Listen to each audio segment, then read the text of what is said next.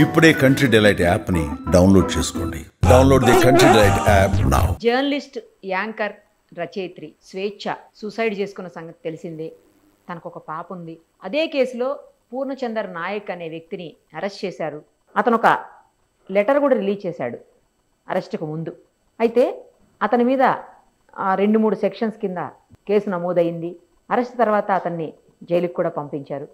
ప్రస్తుతం ఆయన తరపున వాదిస్తున్నటువంటి అడ్వకేట్ శ్రవణ్ గారు మనతో లైవ్ కాల్లో అందుబాటులో ఉన్నారు. ఒక్కసారి ఆ కేసు ఏ స్టేజ్లో ఉంది, ఏంటి అసలు దానికి సంబంధించినటువంటి డీటెయిల్స్, ఏ సెక్షన్స్ కింద కేసు నమోదైంది, అన్నీ కూడా వివరాలు ఆయన అడిగి తెలుసుకుందాం. సార్ నమస్తే అండి. నమస్తే మ్యామ్. సార్, శ్రవణ్ గారు, ఈ కేసుకి సంబంధించిన పూర్తి వివరాలు మీ దగ్గర ఉన్న ఇన్ఫర్మేషన్, ఎందుకంటే ఆయన ఒక లెటర్ రాశారు. ఆ లెటర్ అసలు ఆయన రాశారా లేకపోతే అది వేరే ఎక్కడ నుంచి అన్న వచ్చింది అనేది కూడా డౌట్ ఉంది. రీసెంట్గా ఆయన వైఫ్ కూడా ఒక వీడియోని రిలీజ్ చేశారు. అందులో కూడా ఏంటంటే ఆవిడ పోక్సో చట్టాన్ని పెట్టారు. అసలు అలాంటిది ఏమీ లేదు, ఎప్పుడూ కూడా పూర్ణచంద్ర గారు అలాంటిది చేయలేదు, అమ్మాయిని కన్న కూతురులాగానే చూసుకున్నారు అంటూ ఆవిడ వీడియో రిలీజ్ చేశారు. పోక్సో చట్టం పెట్టడం, మరి ఆవిడలా మాట్లాడడం, అసలు ఏం జరిగింది, కేసు ఏ స్టేజ్లో ఉంది, ఏంటి ఆ డీటెయిల్స్ మీరు చెప్పండి సార్.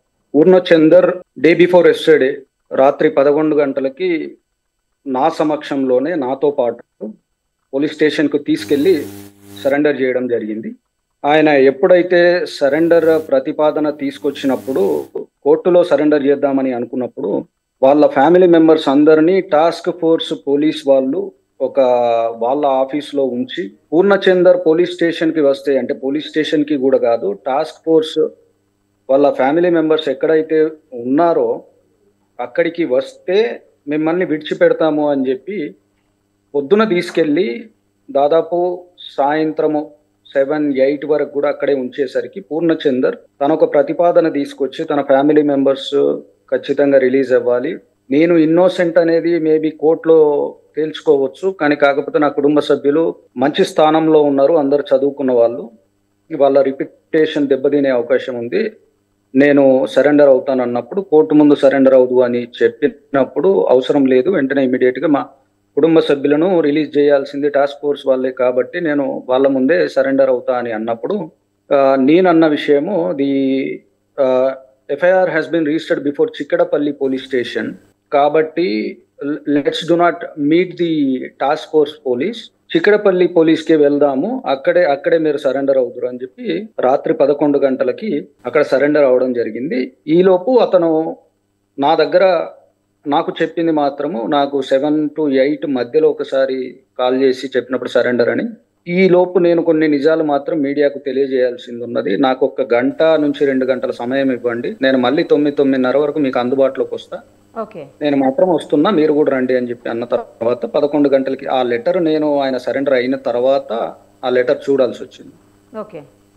ఆ లెటర్ లో ఉన్నది ఆయన నాకు ఇచ్చిన ఇన్స్ట్రక్షన్స్, అంటే జనరల్ గా clients provide some instructions to obtain bail, even to file the bail petition. Bail petition file చేయాలన్నా ఏదైనా వాళ్ళ ఇన్స్ట్రక్షన్స్ ఉండాల్సిందే. As part of those instructions they are very similar to the letter he has released. ఆయన release చేసిన లెటర్లో ఉన్నవి మాత్రము నాకు చెప్పాడు. ఆ చెప్పిన తర్వాత ఆయన సరెండర్ అయిన తర్వాత నేను చూస్తే ఆ లెటర్లో అవే ఉన్నాయి. నిజాలు అబద్ధాలు అవన్నీ కోర్టు తేలుస్తుంది, కానీ తను నాతో మాట్లాడింది, తను ఇన్స్ట్రక్షన్స్ ఇచ్చింది మాత్రము స్పష్టంగా నాకు కొన్ని ఫోటోగ్రాఫ్స్ అవి చూపెట్టినప్పుడు it is a long lasting relation, it is not an all of sudden relation, and also ఒక 6 నెలలకు 3 నెలలకి సంవత్సరం లోపుగా ఉన్న రిలేషన్ కాదు. ఇది నా వ్యక్తిగత అభిప్రాయం. నేను చూసినంత మట్టుకు అదొక ఫాల్స్ ప్రామిస్ ద్వారా నడిచిన లివ్ ఇన్ రిలేషన్ అని ఏ కోశాన కూడా నాకు అనిపించలేదు. నా వ్యక్తిగత అభిప్రాయం మాత్రమే. టెక్నికల్ ఆస్పెక్ట్స్, లా ఆస్పెక్ట్స్ అన్ని మీకు నేను మాట్లాడతాను, కాకపోతే నా వ్యక్తిగత అభిప్రాయం 5 సంవత్సరాల long lasting relation, live in relation with a mutual consent, as stated by Supreme Court time and again several occasions. Supreme Court చెప్పింది కూడా అది. ఒక లాంగ్ లాస్టింగ్ రిలేషన్ అంటే up to a significant time, significant period, అంటే ఒక 5 సంవత్సరాలు అనేది significant period. అది ఏ ఇద్దరి మధ్య కూడా వితౌట్ మ్యూచువల్ కన్సెంట్ అది అవ్వదు. తను మ్యారేజ్ కోసము ప్రామిస్ చేసి, అంటే ఇప్పుడు చెప్తాను. FIR 182 of 2025 which is registered at Chikkadpally police station. అందులోనే ఆయన సరెండర్ అయింది. Yesterday the police has taken him in to remand. Okay. Now he's in to judicial custody. ఇప్పుడు ఇవాళ బెయిల్ పిటిషన్ మూవ్ చేస్తున్నాము. అందులో ఆ 182 of 2025 FIR లో సెక్షన్స్ పాయిస్ చేసింది. The police has foisted 69 of BNS and 108 of BNS. 69 of BNS and 108 of 108 of BNS. 69 of BNS. ఇప్పుడు మీకు technical aspect చెప్తాను, ఇందులో ఎటువంటి వ్యక్తిగత అభిప్రాయాలు ఏమి లేవు. 69 of BNS ఏంటంటే sexual inter course is obtained by a false promise for the marriage అనేది మీకు crux of the section, content of the section. అందులో ఈయన పెళ్లి చేసుకుంటాను అని ఫాల్స్ ప్రామిస్ చేసి సెక్షువల్ ఇంటర్ కోర్స్ అనే దాన్ని ఉపయోగించుకున్నాడు అనేది అభియోగం. దీని తర్వాత రెండవది 108 BNS. It is an abetment to suicide, ఆత్మహత్యకు ప్రేరేపించడము అనేది రెండవ section. These two sections are foisted in crime number 182 of 2025 before Chikkadpally police station. ఈ FIR వర్క్ ఇది. ఇందులో ఈ రెండు ఆస్పెక్ట్స్ లో చూస్తే 69 of BNS అంటే జనరల్ గా లేమాన్ టర్మ్స్ లో కూడా మాట్లాడుకుంటే he has obtained sexual intercourse by a false promise of marriage అని అంటే 2020 నుండి సెక్షువల్ ఇంటర్ కోర్స్ తీసుకున్నాడు పెళ్లి చేసుకుంటాను అని. ఎందుకంటే Swetcha, she's a reporter and she's a writer and she's also a fighter, I can say. ఆమె 5 సంవత్సరాల ఒక లాంగ్ టర్మ్ రిలేషన్ ని అతను సెక్షువల్ ఇంటర్ కోర్స్ కోసం వాడుకుంటా ఉంటే ఆ విషయాన్ని ఎంటర్టైన్ చేయగలిగినంత చిన్న మనస్తత్వము ఒక మెచ్యూరిటీ లేని అమ్మాయి ఏమాత్రం కాదు. She's a renowned journalist across the state. She has interviewed many professionals and she has all the knowledge and awareness to write anything. ఒక 5 సంవత్సరాలు ఒక అనామక వ్యక్తి సెక్షువల్ ఇంటర్ కోర్స్ ద్వారా తనను వాడుకుంటున్నాడు అనే విషయాన్ని అలో చేసేంత మెచ్యూరిటీ లేని మనిషి కాదు స్వేచ్ఛ. ఇది 69 BNS. There are various supreme court judgments in support of this 69 BNS. అది ఏంటంటే live in, there is a small thin line ఉంటుంది లివ్ ఇన్ రిలేషన్ కి, sexual intercourse by false promise కి, రేప్ కి. సుప్రీం కోర్టు చాలా వాటిలలో clear గా చెప్పింది, చాలా కేసుల్లో time and again iterated the apex court. If there is a significant period the couple is in live in relation, that cannot be treated as, if it is by a mutual consent, it cannot be treated as a rape as well as a false promise. This false promise is suspicious one. It cannot be sustained in the eyes of law. 5 సంవత్సరాల పాటు అంటే ఈ కేసులో 5 సంవత్సరాల పాటు అనుకుంటే ఒక అనుమానాస్పదంగా ఉండే దాన్ని వ్యక్తం చేయాల్సి వస్తుంది, అనుమానం వ్యక్తం చేయాల్సిన కండిషన్ కోర్టుకు వస్తుంది. 5 సంవత్సరాల పాటు సాధ్యం కాదు, 5 నెలల పాటు ఒప్పుకోవచ్చు అని. 5 సంవత్సరాల పాటు సాధ్యం కాదు. ఇది ఒక technical aspect as far as 69 of BNS is concern. Whereas 108 of BNS is concern abetment to suicide. Abetment to suicide అంటే తను వాళ్ళు ఇచ్చిన కంప్లైంట్ లో కూడా పెళ్లి చేసుకోమంటే పెళ్లి చేసుకోలేదు అనేది all of a sudden demand ఆమె రేజ్ చేసినప్పుడు, ఆయన రిఫ్యూజ్ చేసినప్పుడు ఈ పరిస్థితి తలెత్తింది అని చెప్తా ఉన్నారు. ఇందులో కూడా there are various supreme court judgements. If any incremental loneliness or existing any such type of tendencies, emotional tendencies, suicidal tendencies, incremental loneliness, the entire environment she has been raised, circumstances, అంటే తను పెరిగిన పరిస్థితులు ఏవైనా తను ఎదుర్కొన్న పరిస్థితులు వేటిని కూడా బేరీజ్ అయ్యకుండా కోర్టు కంప్లైంట్ లో రాసిన విధంగా ఒకేసారి నువ్వు నన్ను పెళ్లి చేసుకో అని అడిగితే నేను పెళ్లి చేసుకోను అని అతను అంటే on the fly it cannot be an abetment to suicide, it must be an incremental.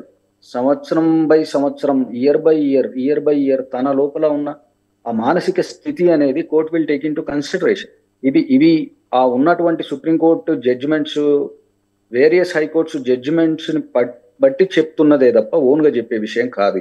వ్యక్తిగత అభిప్రాయం అసలే కాదు. ఎందుకంటే formally it was 306 IPC abetment to suicide. It was a very famous section.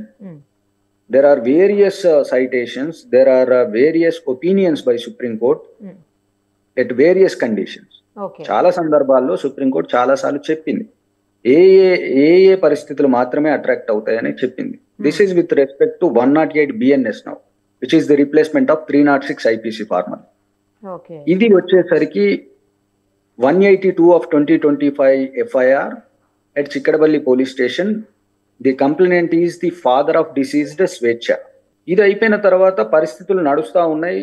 తను లేఖ రాయడము, తర్వాత సరెండర్ అవ్వడము, తెల్లవారుజామున పోలీసుల అదుపులో నుండి వాళ్ళు కోర్టు ముందు ప్రొడ్యూస్ చేయడానికి తీసుకుపోయే కంటే ఒక 6-7 గంటల ముందు, అంటే తను లేఖ రిలీజ్ చేసిన తర్వాత somehow I'll again relate to various Supreme Court judgments again. There is an increased or approved version. First రోజు పాప మాట్లాడినప్పుడు ఆమె 13 సంవత్సరాల అమ్మాయి, ఆమె గురించి ఆమె మానసిక స్థితి గురించి మనం ఎటువంటి కామెంట్ చేయడానికి లేదు, మనం వేరే అవతల మనుషులం కాబట్టి. మొదటి రోజు తను చెప్పిన ప్రతి పరిస్థితి, తను చెప్పిన ప్రతి విషయము వాళ్ళిద్దరి మధ్యలకు సంబంధించి ఉంది.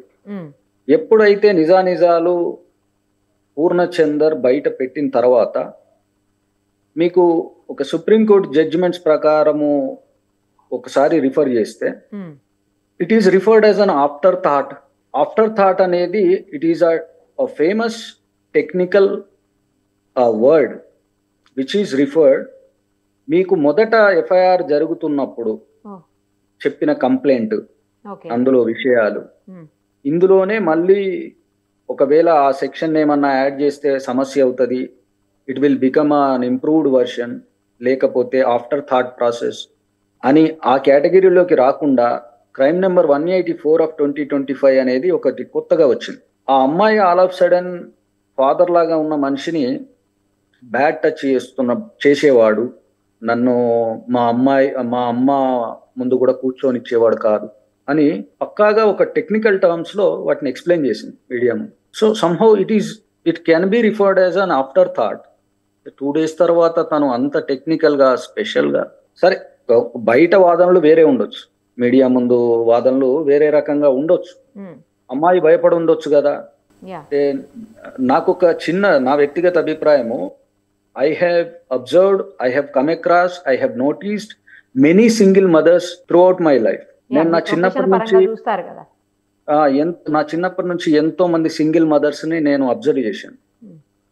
They are 2 to 3 times powerful than a regular mother. అంటే వాళ్ళ పిల్లల విషయంలో ఎవరైనా అసభ్యంగా ప్రవర్తిస్తే, ముఖ్యంగా ఆడపిల్లల విషయంలో ఎవరైనా అసభ్యంగా ప్రవర్తిస్తే వెంటనే ఇమ్మీడియట్ గా అలర్ట్ అయ్యే మొదటి వ్యక్తి సింగిల్ మదర్. మీకు రెగ్యులర్ మదర్స్ ఫాదర్ తోడు ఉంటుంది, లేకపోతే రిలేటివ్స్ తోడు ఉంటారు, ఏదో ఒకటి సమస్య వస్తే తన దాకా వచ్చేవారు కొంచెం లేట్ అవ్వచ్చు. అని సింగిల్ మదర్ పర్యవేక్షణలో అత్యంత పగడ్బందీగా నడుస్తుంది అమ్మాయిల విషయం. నేను క్లోజ్ గా basically single mothers are the fighters, అట్లా ఉంటది పరిస్థితి. తను స్వేచ్ఛ చనిపోయిన ఈ జర్నలిస్ట్ ఏ ఒక్క రోజు కూడా ఎందుకు ఆమె ఉపేక్షించింది, ఎన్ని నెలలు ఉపేక్షించింది, ఎన్ని సంవత్సరాలు ఉపేక్షించింది, ఇది నిజంగా జరిగిందా? అదే ఎందుకంటే ఇప్పుడు వాళ్ళ భార్య బయటికి వచ్చి విషయం చెప్పడంలో కూడా ఒక అర్థం ఉన్నది అనిపిస్తున్నది నాకు.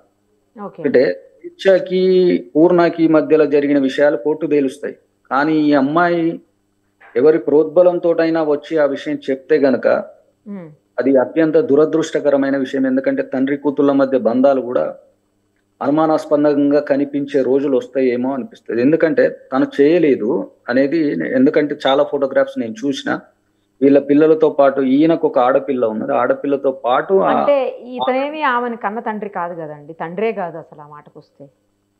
కన్న తండ్రి కాదు, తండ్రే కాదు. కాబట్టి ఈయన ఆ విధంగా ప్రవర్తిస్తే మాత్రం స్వేచ్ఛ ఊరుకుందా, అటువంటి మనిషినే మళ్ళీ మళ్ళీ ఎందుకు కోరుకుంది అనేది అది ఇంకా కోర్టులు నిర్ణయిస్తాయి. అన్ని అంతకు మించి కామెంట్ చేయడానికి ఏది కూడా నాలాంటి వాళ్ళకి కూడా హక్కు ఉండదు. కానీ ఒక విస్తుపోయే అంశం అది. అదొకటి మాత్రం ఒక స్వేచ్ఛకి ఆయనకి మధ్యలో జరిగిన వాటిల్లో వీళ్ళు పెట్టిన సెక్షన్లకి మేము ఆయన తరపున ఉన్న నిజానిజాలన్నీ కోర్టుకు చెప్పాల్సి ఉంటుంది, బెయిల్ ట్రయల్ అన్ని ఫేస్ చేయాల్సి ఉంటుంది.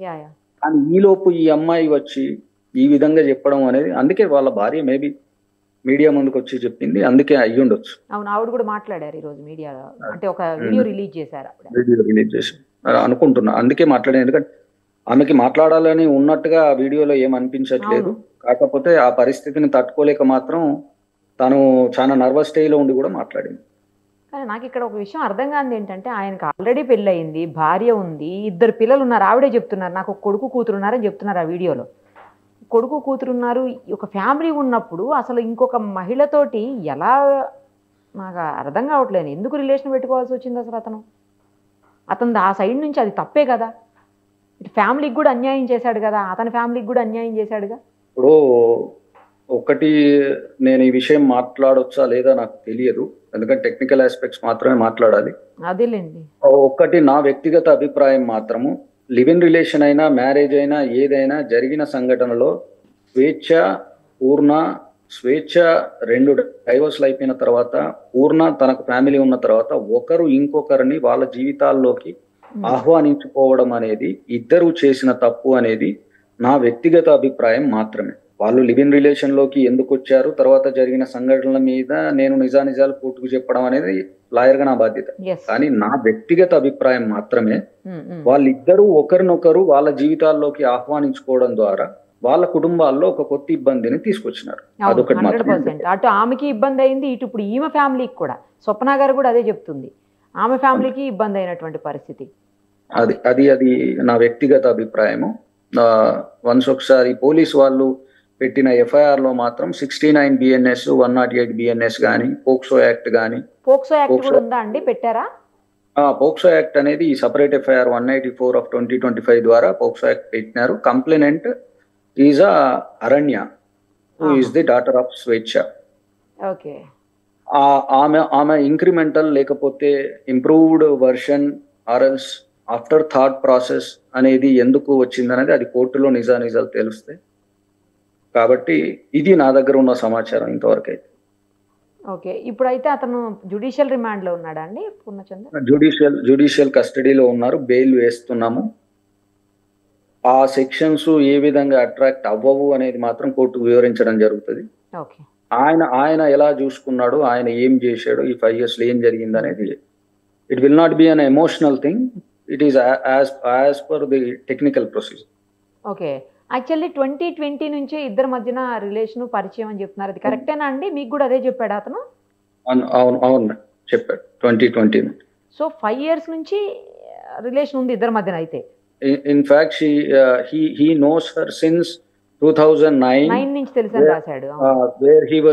where both were colleagues in teen news channel. Okay. వాళ్ళిద్దరు కొలీగ్స్, అక్కడ నుంచి స్నేహితులుగా పరిచయము. 2017 వరకు ఆమె డైవర్స్ అయిపోయినాక డిప్రెషన్ లో ఉంటే 2020 నుండి ఈయన రిలేషన్ లోకి వెళ్ళిన అనేది ఆయన లేఖ సారాంశం. అవునవును, సేమ్ మీకు ఆ లెటర్ లో ఏమైతే రాశారో సేమ్ అదే చెప్పారండి మీకు కూడాను? ఇంకేమన్నా ఎక్స్ట్రా ఇన్ఫర్మేషన్ ఏమన్నా ఉందా మీకు చెప్పింది? ఏమీ లేదు, లేఖలో ఏం చెప్పారో అదే ఉంది. వాళ్ళ ఫాదర్ అంతకు ముందు రోజు వచ్చి కూడా ఏం మాట్లాడారు అనేది లేఖలో ఏం రాశాడో నాకు అదే చెప్పాడు, అంతే. I'm going to submit before court the same thing, ఏమేమైతే జరిగినాయో అవే చెప్పారు. అదండి, ఆల్మోస్ట్ కోర్టు వరకు వెళ్ళిపోయింది కాబట్టి మనం కూడా ఇంతకు మించి ఏం కామెంట్ చేయలేము. చూద్దామండి ఏం జరుగుతుంది అనేది, court will decide. Okay ma'am. Thank you అండి, thank you so much. Suman టీవీలో మీ పర్సనల్ అండ్ బిజినెస్ ప్రమోషన్స్ కోసం కింది నెంబర్కి కాంటాక్ట్ చేయండి.